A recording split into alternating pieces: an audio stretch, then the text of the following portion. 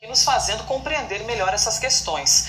Quero pedir a sua participação para esse assunto que nós vamos trazer agora, a cannabis. A gente fala sobre a reclassificação da cannabis. E o que é isso? A Comissão de Drogas Narcóticas da ONU decidiu incluir a maconha no patamar de substâncias menos perigosas.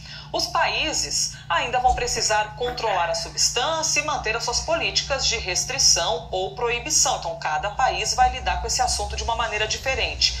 Na prática, a maconha deixa de ocupar a lista de substâncias consideradas suscetíveis a abusos e a produção de efeitos danosos. Ela não deixa de ser um item, uma planta que causa um problema de saúde pública e coisa e tal. A ONU só está dizendo para a gente que, olha, podemos mudar um pouco o nosso olhar em relação à cannabis.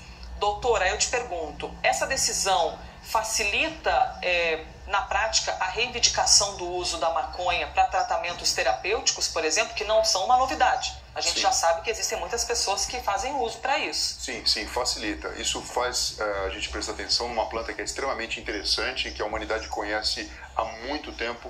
E a gente sabe que os efeitos que acabam sendo alucinógenos sempre chamaram muito mais atenção do que os outros benefícios que hoje a gente vê. Pacientes tendo controle da epilepsia, controle da espasticidade, pacientes com esclerose múltipla, com Alzheimer, até mesmo com Parkinson sendo tratados e tendo ansiedade e tendo aí um efeito clínico interessante e inovador. Isso porque os canabinoides, que são diversas substâncias, alguns deles, de fato, vão ter papéis relevantes para o tratamento das doenças, outros podem apresentar essa questão relacionada com a parte alucinógena, com, enfim, esse efeito psicoativo que muitas vezes faz com que a gente tenha preconceito, mas fato é que nós temos endocannabinoides, que são neurotransmissores e receptores naturalmente. Mesmo quem nunca fumou maconha, quem nunca teve contato com a planta, tem naturalmente isso acontecendo dentro do corpo. E por isso que substâncias que existem nessa planta conseguem atuar e de alguma forma modificar o nosso funcionamento no sistema nervoso central, periférico e até mesmo, Elisa, do sistema imunológico, onde há receptores também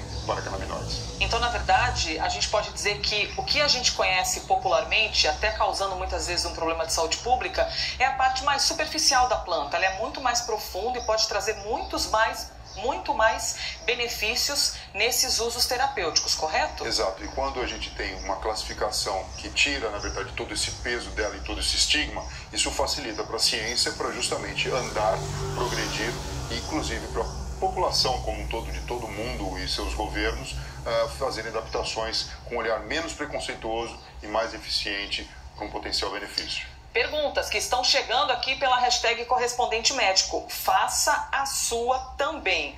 A Ana Barros está dizendo o seguinte: não é perigoso para pessoas com predisposição à doença psiquiátrica? Por exemplo, esquizofrenia. Se a pessoa tem o gene e fuma, deflagra a doença? Sim, mas isso é uma crença tremenda, né? Sim, mas não é disso que a gente está falando. A gente não está falando desse uso recreativo. Não.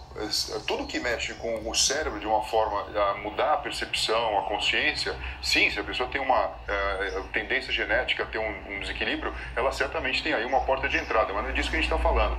A gente sabe que dentro da planta existem diversas substâncias que não provocam alucinação, porém provocam alteração do funcionamento do sistema nervoso, de uma forma benéfica, que pode ser aplicado para o tratamento de doenças. Também, veja, não é uma panaceia, não é que a cannabis vai servir para todas as coisas, mas isso faz com que a gente tenha um olhar diferenciado, entendendo que, na verdade, grande parte dos medicamentos vem mesmo do reino vegetal. E a cannabis, ela acaba sendo uma vedete porque nós temos receptores dentro do nosso corpo físico que naturalmente utilizam os canabinoides. Eu preciso encerrar, doutor, mas antes, rapidamente, uma pergunta rapidinha aqui, ó, do Rafael, hashtag Correspondente Médico. O quão difundido no Brasil está o uso da cannabis para pacientes oncológicos? Isso aqui já é mais natural de ser visto, já é mais comum? Isso a gente conversa porque existe uma questão relacionada à dor crônica, uma questão relacionada à própria digestão, ao próprio apetite. Então a gente sabe que existem benefícios sim, e mais uma vez, né, o que a gente está falando aqui não é de simplesmente preparar um cigarro de maconha e fumar. Tem por trás disso toda uma preocupação de se dosar quais são os canabinoides que vão ser utilizados. Canabinoides eu digo porque existem diversas substâncias ali que acabam constituindo a cannabis como um todo, para que você tenha um determinado benefício. E sem sombra de dúvida, pacientes oncológicos, não todos, né, em uma situação especial, podem se beneficiar. Muito bem, doutor. Obrigado, então, por mais um dia. A gente sempre repercute aqui com o doutor